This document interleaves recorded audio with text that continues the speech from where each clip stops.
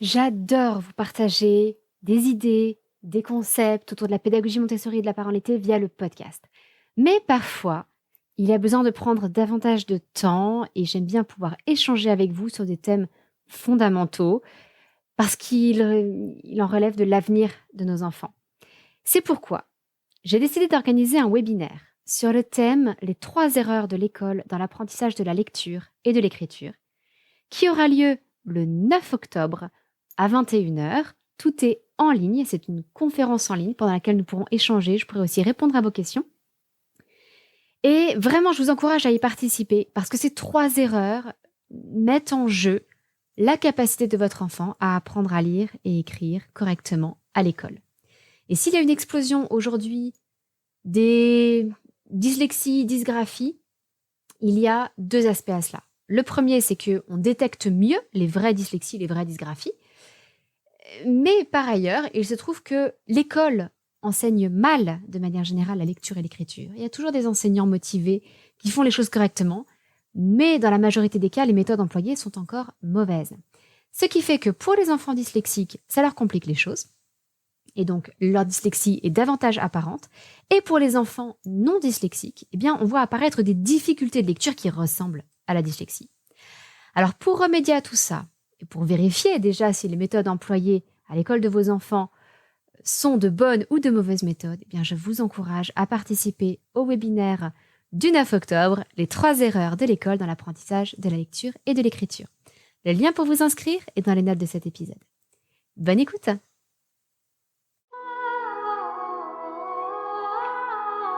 Bienvenue sur le podcast des Montessori 7, Montessori à la maison. Je suis Anne-Laure Schneider, formatrice Montessori et maman de 5 enfants instruits en famille. Ma mission, c'est d'aider les parents, les assistantes maternelles, bref, tous ceux que dans notre communauté nous appelons des souricettes, à mettre en pratique la philosophie Montessori chez eux, avec leurs enfants ou les enfants qu'ils gardent. Dans ce podcast, nous parlerons donc de pédagogie Montessori, mais aussi de discipline positive, d'instruction en famille, ce que l'on appelle aussi l'école à la maison, de co-schooling et de bien d'autres choses encore. Aujourd'hui, je voudrais vous présenter l'une des activités phares de l'apprentissage de la lecture et de l'écriture avec la pédagogie Montessori, les dictées muettes.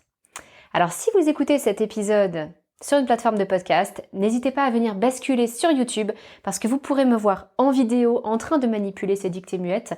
Et même si je vais essayer de rendre cet épisode aussi accessible que possible uniquement avec l'audio, ce sera quand même plus facile pour vous, je pense, si vous pouvez voir le matériel devant vous, les dictées muettes, le grand alphabet mobile, le petit alphabet mobile. Croyez-moi, ce sera plus clair. Ces dictées muettes, elles ont un gros intérêt. Il s'agit de dictées de mots faites avec des images et l'enfant va pouvoir écrire ces mots sous la dictée avec ses alphabets mobiles, même lorsqu'il ne sait pas encore écrire avec beaucoup d'aisance et de facilité avec un crayon sur un cahier. Donc même si vous avez un enfant qui a du mal à écrire ou pour qui l'écriture est quelque chose de fatigant et d'encore un peu pénible, vous pouvez lui proposer cette activité et commencer à lui apprendre l'orthographe des mots et l'aider à composer des mots avec ces lettres des alphabets mobiles en fonction de ce qu'il entend.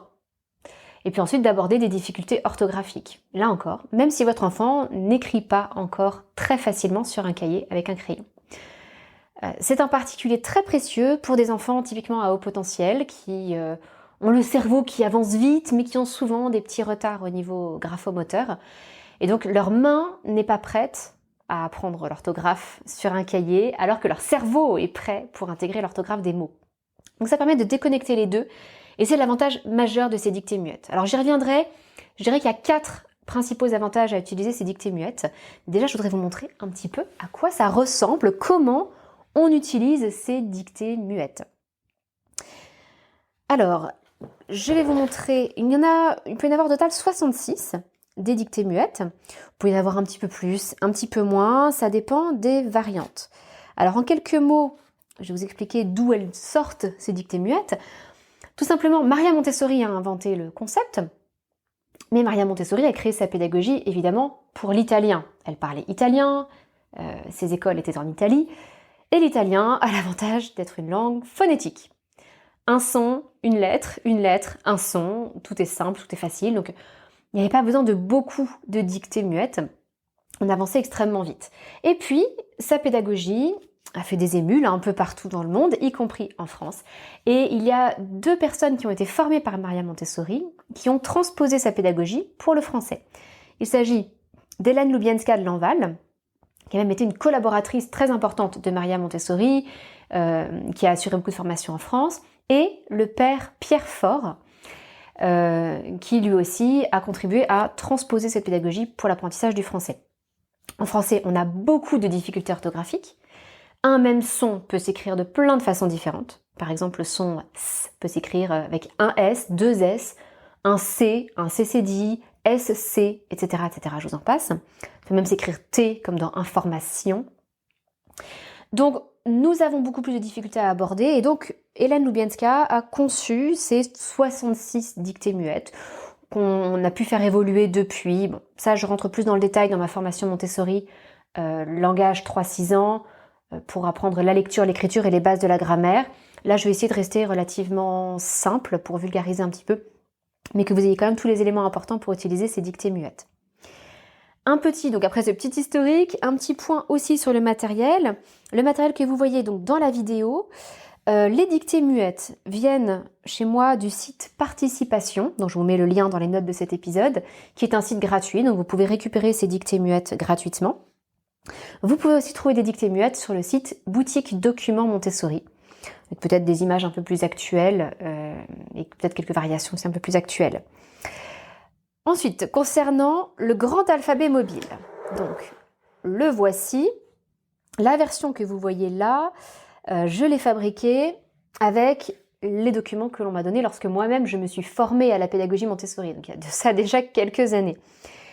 Ce matériel, donc il s'agissait de feuilles que l'on photocopiait sur du papier bleu, sur du papier rouge, et j'ai tout plastifié, j'ai tout découpé, mais si vous trouvez vous aussi que ces lettres ne sont pas super belles, voire même qu'il y a des petites erreurs, là le D est beaucoup trop grand, beaucoup trop haut par rapport à ce qu'il devrait être, eh bien vous avez raison, vous avez totalement raison. Ce grand alphabet mobile n'est pas vraiment satisfaisant, mais moi-même dans ma formation langage, justement, je fournis un fichier beaucoup plus beau, beaucoup plus propre pour faire et beaucoup plus correct au niveau des dimensions des lettres, pour faire votre propre grand alphabet mobile. Pourquoi est-ce que moi-même je ne l'ai pas fait? Tout simplement parce que ça prend des heures à faire, que mes enfants n'utilisent plus ce grand alphabet mobile maintenant, et que donc je n'ai jamais eu le courage, simplement pour le plaisir de transformer mon alphabet mobile, simplement pour pouvoir faire des vidéos comme celle-ci. Donc dites-vous bien que oui, il y a une version beaucoup plus belle dans ma formation, une version qui utilise cette police d'écriture que vous voyez ici pour le petit alphabet mobile. Alors, le grand alphabet mobile, ce sont des lettres découpées dans un papier plastifié. On peut aussi le trouver en bois, ça coûte évidemment un peu plus cher. Et il y a un code couleur, c'est-à-dire que les consonnes sont en bleu et les voyelles sont en rouge. On retrouve le même code couleur dans le petit alphabet mobile, mais cette fois-ci les lettres sont un peu plus petites et elles sont imprimées sur le papier. Elles ne sont pas découpées. Donc on passe à un degré d'abstraction supplémentaire. Avec l'équivalent ici, vous voyez le M comme il est moche, avec l'équivalent dans le grand alphabet mobile, on peut passer son doigt dessus.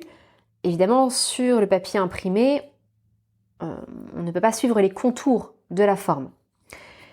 Et puis, c'est un peu plus petit, et les lettres du petit alphabet mobile s'attachent. J'ai fait très attention, d'ailleurs, en concevant cet alphabet mobile, pour que les attaches se fassent bien entre eux, toutes les lettres, normalement. Voilà, donc c'est un degré d'abstraction supplémentaire. Et puis, vous avez, troisième élément de ce matériel. Alors évidemment, vous pouvez avoir aussi un cahier et un crayon pour écrire directement sur le cahier. Et quatrième élément à ce moment-là du matériel, les fameuses dictées muettes. Donc ces dictées muettes, elles sont composées d'images et de billets de lecture associés. Alors la dictée que je vous présente là, c'est la dictée numéro 4 sur les lettres U et E accent aigu. Donc, il y a 2 petites difficultés. Jusqu'à la dictée 4, on n'a pas encore introduit le son U et on n'a pas encore introduit le son E accent aigu. Donc ça, dans une autre leçon, dans une autre présentation, on l'aura montré à l'enfant connaîtra la lettre U qui correspond au son U, et il saura comment écrire E accent aigu pour faire le son E. Alors la première étape de la dictée muette avec l'enfant, c'est de lui présenter les images. Donc on va les lui présenter un peu au fur et à mesure. Par exemple, voilà, ça, est-ce que tu sais ce que c'est? Un D, oui, D, tout à fait. Et ça, est-ce que tu sais ce que c'est? Un café, oui, café. Et ça, est-ce que tu sais ce que c'est? Alors là, c'est pas forcément évident. Mon enfant risque de me dire, c'est une pièce. Alors oui, c'est vrai, c'est une pièce de monnaie, mais ce n'est pas n'importe quelle pièce, c'est un écu. Alors parfois, il y a des mots comme ça qui sont un petit peu plus compliqués, qui sont introduits dans la dictée parce qu'on en a besoin pour avoir des mots qui restent phonétiques ou qui restent au niveau où l'enfant en est. C'est-à-dire que là, à la dictée numéro 4, mon enfant, il ne sait lire encore que des mots écrits de façon phonétique. Et donc, c'est compliqué de trouver des mots sans E muet et uniquement écrits de façon phonétique. Par exemple, école, ça ne marcherait pas parce qu'il y a un E muet à la fin, qu'on n'a pas encore abordé cette question du E muet avec l'enfant. Ça vient une ou deux dictées plus tard. Donc parfois, vous avez des mots un peu plus compliqués et il faut expliquer à l'enfant, lui donner le bon mot. Donc ici, écu. Ça, c'est un canapé, oui. Bébé. Du blé? Ah, effectivement, c'est du blé, mais là, on va dire que c'est un épi de blé. Parce que dans blé, il y a 2 consonnes à la suite, que c'est encore un peu compliqué, et que ça aussi, on va le voir un petit peu plus tard avec l'enfant. Ça, c'est un vélo. Alors ça, c'est sur le trottoir, sur le sol, c'est un pavé. Et ça, c'est un mur. Donc on s'assure que l'enfant maîtrise bien les noms de ces images, quitte à le faire un jour et puis à reprendre la dictée muette le lendemain, c'est pas grave, ou un autre jour. On vérifie que ça, c'est bien acquis. Parce que l'enfant va avoir besoin de connaître à l'oral les noms correspondant à ces images. Et ensuite, donc on peut les disposer comme ici, sur un tapis avec des lignes, par exemple. C'est la solution que je préfère, personnellement. Je vais me décaler un petit peu. Donc, on étale les 9 images. Il y a toujours 9 images. Et pour l'instant, on n'utilise pas les billets de lecture parce que, imaginons que je suis avec un enfant qui n'est pas encore lecteur. Donc, c'est moi qui vais l'aider à écrire les mots. Par exemple, c'est quoi le premier mot? D. Ah, qu'est-ce que tu entends dans D? Et j'accentue la première lettre. Ah, j'entends D. Oui, tu as raison. Vas-y, mets le D. Et puis, qu'est-ce que tu entends ensuite dans D? Et là, j'accentue la deuxième lettre. Et là, si tout va bien, des fois c'est plus compliqué, mais si tout va bien, mon enfant va me dire E. Ah oui, alors vas-y, fais ton E. Et là, vous pouvez voir sur la vidéo, l'une des raisons pour lesquelles je déteste ce grand alphabet mobile, c'est que les lettres ne s'attachent pas correctement, donc c'est un petit peu embêtant, contrairement à l'alphabet que je vous propose dans ma formation. Et donc, mon enfant a posé ces 2 lettres, le D et le E, parce que oui, dans la pédagogie Montessori, on travaille avec le son des lettres, pas avec le nom des lettres. Ça viendra plus tard, donc ce n'est pas un D, c'est la lettre D, pour l'instant en tout cas. Le problème, c'est que mon enfant ne sait pas encore lire. Donc, il ne peut pas s'auto-corriger. Donc, c'est là que moi, adulte, je vais intervenir et je vais lui dire « Je lis D. Est-ce que c'est ce que tu as voulu écrire ?» Oui? Eh bien, super. Génial. Alors, le mot suivant. Qu'est-ce que tu entends dans café? Alors, mon enfant va peut-être, ça arrive fréquemment, m'écrire le mot café en oubliant le A et en mettant C, F, E accent aigu. Les voyelles sont régulièrement oubliées dans les dictées muettes, c'est habituel comme erreur. À ce moment-là, j'attends de lui, je lui demande s'il a terminé, et je vais lui dire « Je lis kfé ». Est-ce que c'est ça que tu as voulu écrire? Kfé. Ah non, moi je voulais écrire café. Ah, alors on dirait qu'il manque quelque chose. Et on reprend avec lui, et puis on va accentuer la lettre A en lui disant « Qu'est-ce que tu entends dans café ?»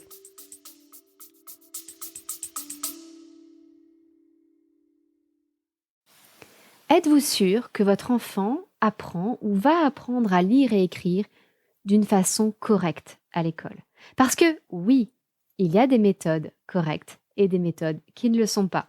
Et ça, on le sait depuis maintenant des décennies, parce que nous avons des décennies d'études derrière nous sur les résultats de ces méthodes.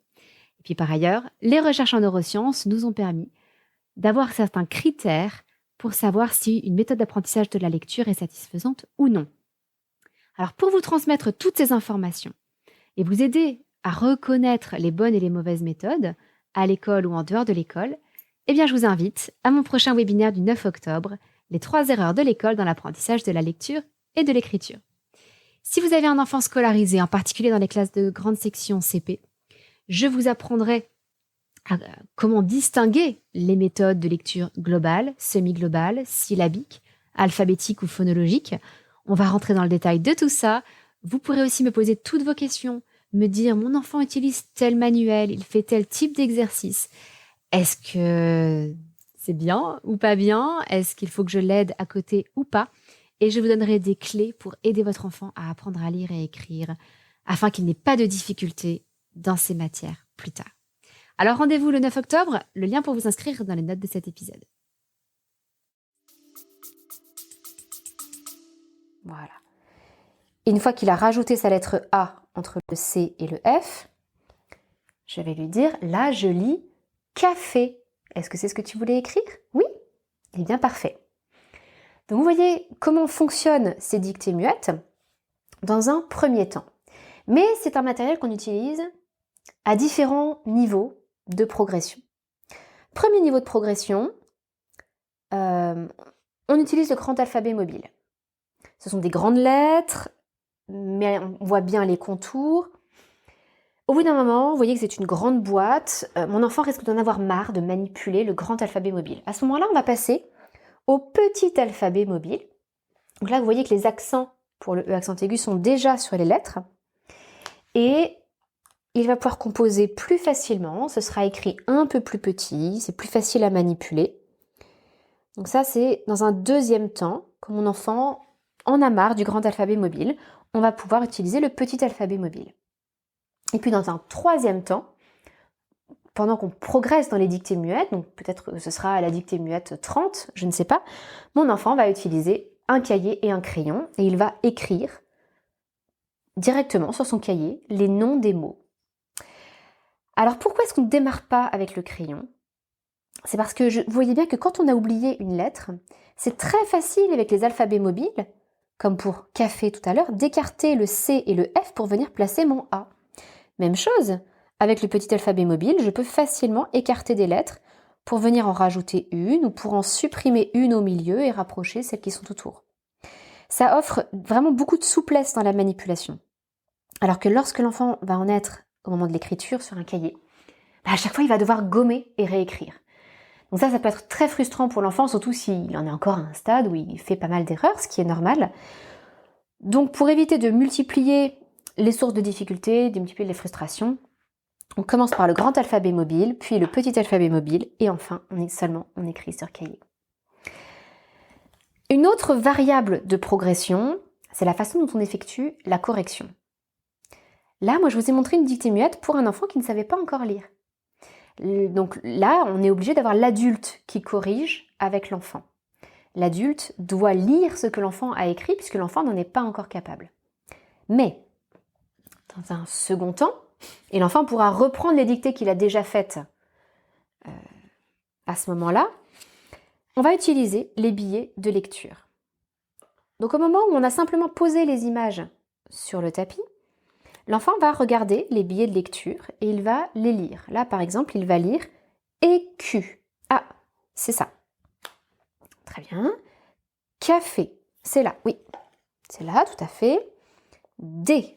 Ah, c'est ici. Et il l'associe comme ça à chaque fois, l'étiquette à l'image correspondante. Je ne vais pas le faire pour toutes, mais vous les avez, canapé, épi, bébé, etc. Et puis, l'enfant va retourner, alors il peut regarder comment ça s'écrit, et il va retourner les étiquettes. Quand on sera dans des dictées plus avancées, avec des difficultés comme le son que qui s'écrit CH par exemple, ben justement, l'avantage de ces billets de lecture, c'est qu'on ne demande pas à l'enfant de deviner comment s'écrit le mot chrysanthème. On va lui montrer le mot chrysanthème. Et en le lisant, il va s'apercevoir qu'il y a ce fameux CH qui se prononce que, qu'il y a un Y et non pas un I pour le son I, et que le son T de chrysanthème s'écrit TH. Donc l'enfant va en fait pouvoir découvrir comment s'écrivent les mots à partir du moment où ils auront plusieurs difficultés. Là, on est sur des mots qui s'écrivent de façon phonétique. Donc l'enfant n'a pas besoin de savoir lire, il a simplement besoin de se répéter le mot et de le décomposer en unités de sons, des phonèmes, et ensuite de transposer ces sons en lettres. Chaque fois qu'il y aura des difficultés orthographiques, là, il faudra attendre que l'enfant sache lire, qu'il puisse regarder sur le billet lecture comment s'écrivent les mots. Je vais vous montrer d'ici quelques minutes. Donc lorsque l'enfant en est à savoir lire, il a placé ses billets, il les a retournés, il compose les mots. Lorsqu'il a fini de composer un mot, il retourne le billet de lecture face visible pour s'autocorriger. Donc là, il peut comparer. Est-ce que c'est bien écrit de la même façon? EQ, oui, c'est bien écrit de la même façon. Tout va bien. Donc ça, c'est une deuxième variable de progression. La première, c'était grand alphabet mobile, petit alphabet mobile, cahier d'écriture. C'est sur la façon dont l'enfant va composer les mots. Deuxième variable de progression, c'est l'adulte qui corrige pour l'enfant ou l'enfant s'autocorrige, mais pour ça, il faut qu'il sache lire. Et puis, la dernière variable de progression, ce sont les dictées elles-mêmes qui vont en progressant. Donc, par exemple, la toute première est extrêmement simple. La mienne est très abîmée parce qu'elle a été beaucoup utilisée. La première dictée muette, ce sont des mots avec uniquement quelques lettres. Il y a seulement besoin de connaître 4 lettres. Et ce sont des mots de 2 ou 3 lettres avec écrit de façon uniquement phonétique. Donc, par exemple, vous avez bac, corps, col, bol, lac, sac, os, etc. Donc c'est très simple. Petit à petit, on va progresser. Pour vous donner une idée, la dictée 8, on introduit 2 consonnes à la suite. La dictée 12, on introduit le ch qui s'écrit CH.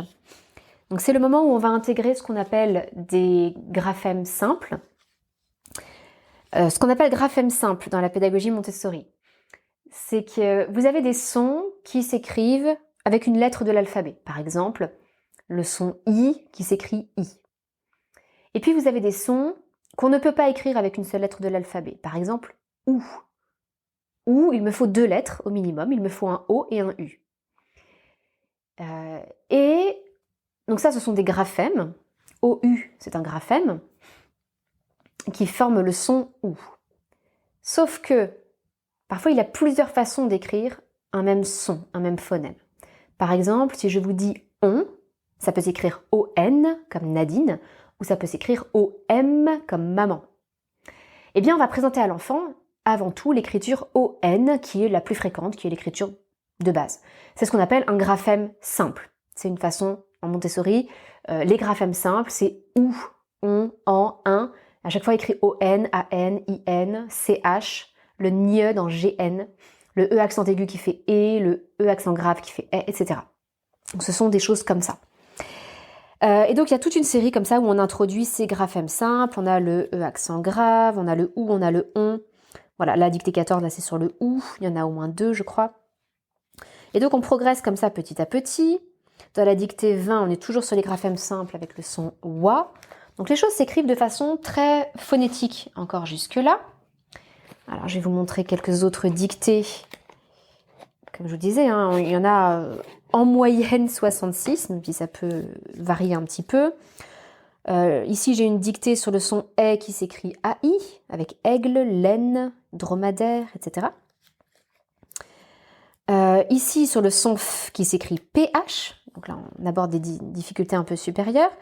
Là, en parallèle, en Montessori, on sera en train de travailler ce qu'on appelle les pochettes des graphèmes ou pochettes des phonèmes, avec les différentes façons d'écrire un même son. Par exemple, pour le son F, on peut l'écrire avec un F ou on peut l'écrire PH. Ici, c'est une dictée sur le son G qui s'écrit GU, sur le son J qui s'écrit GE, etc., etc. Et puis, on finit par aborder... Alors, je crois qu'il y en a quand même déjà là-dedans... Que je ne dise pas de bêtises. Alors oui, dans la dictée 36, par exemple, vous avez le son SE qui s'écrit T, comme dans information, comme dans récréation, et puis initial. Donc ça va être un petit peu après, où on finit par aborder des mots assez complexes. Je ne vais pas toutes les prendre. Mais... voilà, par exemple, les lettres doublées dans les dictées 48, 49, 50, on a le double R, comme dans fourrure, carré, perruche, etc. Ici, on a une dictée avec le CCD. Voilà, bref, on aborde les difficultés orthographiques, petit à petit. Il y en a une, je ne l'ai pas retrouvée là, avec le que qui s'écrit CH. Donc vous voyez qu'il y a de quoi vraiment progresser. C'est quelque chose qu'on va faire, qu'on va étaler sur plusieurs mois, voire plusieurs années. Et à ce niveau-là, il y a deux façons de procéder. C'est-à-dire qu'avec certains enfants, on va faire toutes les dictées muettes, du début jusqu'à la fin. Et avec d'autres enfants, on va en faire une bonne partie. Et puis à un moment donné, peut-être qu'ils vont saturer. Et à ce moment-là, on va apprendre toutes ces difficultés orthographiques autrement. Par exemple, à travers les pochettes des graphèmes et des phonèmes, à travers d'autres outils. C'est l'avantage de la pédagogie Montessori, c'est qu'on a toujours plusieurs chemins pour parvenir au même objectif. Pour vous donner un exemple, nos 3 aînés ne sont pas allés au bout des dictées muettes. Ils ont dû s'arrêter, alors c'est variable suivant les uns et les autres, mais quelque part entre les dictées 30 et 45. Et en revanche, notre 4e, elle a fait toutes les dictées muettes. Voilà. Elle a accroché et elle a préféré apprendre comme ça. Donc vous avez cette première façon d'apprendre du début à la fin. Deuxième façon, démarrer quand même avec un certain nombre de dictées muettes, je vous dis quand même jusqu'à 30, 40. Et puis pour la suite, peut-être d'y revenir quand il y a une difficulté spécifique.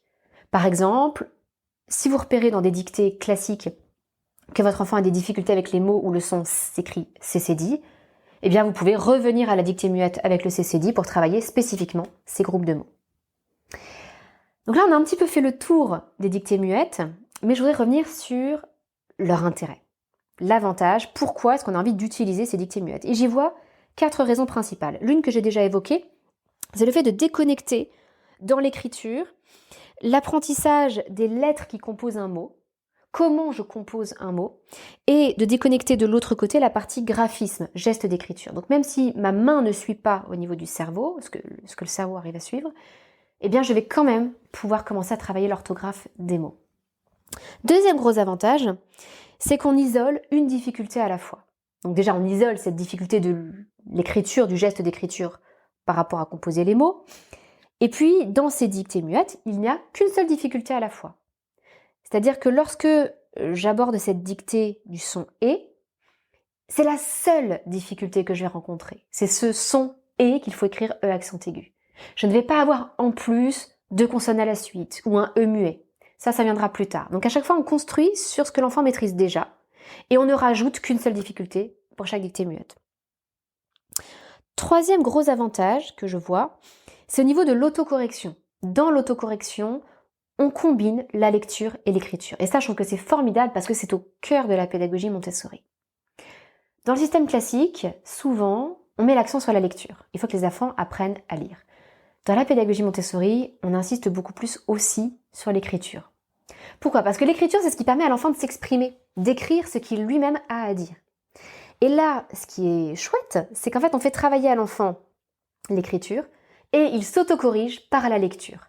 Et donc, on retrouve cette espèce de cercle vertueux du travail de la lecture et de l'écriture en alternance, en fait. Et puis, le 4e gros avantage que je vois à cette dictée, c'est que dans chaque dictée, les mots sont regroupés par difficulté, par particularité orthographique. Par exemple, je vais vous montrer la dictée avec le CCD. Donc dedans, on ne va pas avoir des mots où le son S va s'écrire d'une autre façon.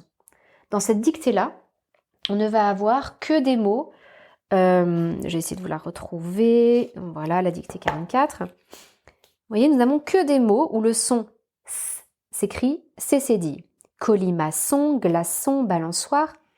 Et ce qui est formidable, c'est que du coup, l'enfant, dans son cerveau, va mettre tous ces mots dans une même catégorie. Il les apprend en même temps, il va pouvoir les associer ensemble et se dire « Ah oui, ils s'écrivent tous avec un CCD ». Et ça, c'est quelque chose qu'on fait aussi avec le répertoire d'orthographe d'usage, qui est un autre outil montessorien, que je présente aussi dans ma formation langage. Le gros intérêt, voilà, c'est qu'on fait une grande catégorie, les mots où le son S s'écrit, C c'est dit. Ça aide l'enfant à clarifier les choses, à classer les mots dans différentes catégories, à bien garder en mémoire les particularités orthographiques. Ça fait partie des méthodes prouvées pour mieux mémoriser l'orthographe des mots. Sachant qu'on a une langue qui est quand même très compliquée, le français, autant prendre toutes les aides que l'on peut. Donc je récapitule ces 4 avantages des dictées muettes. Le premier, c'est qu'on déconnecte les lettres qui composent les mots du geste d'écriture. Deuxièmement, c'est qu'on isole une difficulté à la fois dans les dictées muettes. Troisièmement, on associe lecture et écriture dans l'autocorrection. Donc on revient vraiment à l'intérêt de la lecture et de l'écriture. Et quatrième aspect, les mots sont regroupés par difficulté ou par particularité orthographique, ce qui va aider l'enfant à les mémoriser et donc à avoir une meilleure orthographe plus tard. Donc là, je crois qu'on a fait le tour de toutes ces dictées muettes. Bien évidemment, j'explique avec plus de détails, je montre une présentation en conditions réelles des dictées muettes dans ma formation Langage Montessori 3-6 ans, apprendre à lire, écrire et les bases de la grammaire. C'est une formation qui donc, concerne les 3-6 ans, mais en fait couvre le programme jusqu'au CE1 inclus. Donc vous pouvez tout à fait l'utiliser aussi plus tard, avec des enfants un peu plus grands qui ne savent pas encore parfaitement lire et écrire. Et vous pouvez aussi l'utiliser en remédiation. J'ai beaucoup d'orthophonistes, etc. qui utilisent ce genre d'activité plus ponctuellement, en remédiation, en allant chercher là où l'enfant bute. Parce que c'est l'avantage de la pédagogie Montessori, on a une activité pour chaque difficulté. Donc c'est très facile de faire de la remédiation avec. Donc si vous voulez en savoir plus, rendez-vous dans ma formation Langage Montessori. Et puis sinon, je vous donne rendez-vous mardi prochain pour un nouvel épisode du podcast. À très bientôt.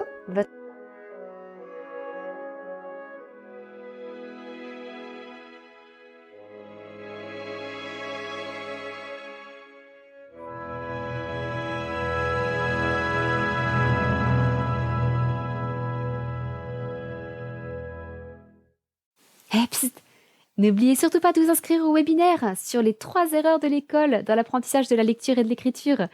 Vous pouvez vous y inscrire grâce au lien qui est dans les notes de cet épisode. Le webinaire, je vous le rappelle, aura lieu le 9 octobre à 21h. Tout est en ligne. Vous recevrez le lien dès que vous serez inscrit. Alors, j'espère que vous me retrouverez le 9 octobre. En tout cas, moi, j'ai hâte de partager avec vous ces informations qui sont fondamentales pour que vos enfants apprennent à lire et écrire dans de bonnes conditions. À très vite!